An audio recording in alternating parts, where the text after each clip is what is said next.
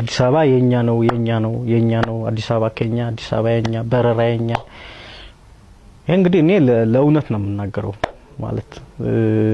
እኔ ራሴን ኦሮሞ ሁኜ ሊያውና ነገርየው ራሴን በኦሮሞ ህዝብ በኦሮሞ ፖለቲከኛ ለምሳሌ ትግራይ ወደዛ ቦታ ቀይረው ቢሆን ኦሮሚያና ትግራይ ምንድነው ምለው ደስም ጃዋር ሚና ሰው ጥያቄ አበበከለ ገርባ ሚለው አሰርሽን ሌሎቹ ዳውዲ ኢብሳ ሚለው አሰርሽን ነው የሚኖር የኦሮሞ ህዝብ ለማስጠበቅ ነው የምታገለው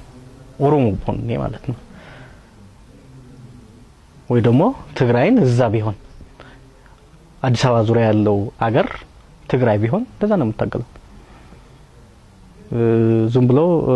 ኢትዮጵያ ምናምን ይያልክ የራስህን ሲመችህ የኛ ነው ትላለህ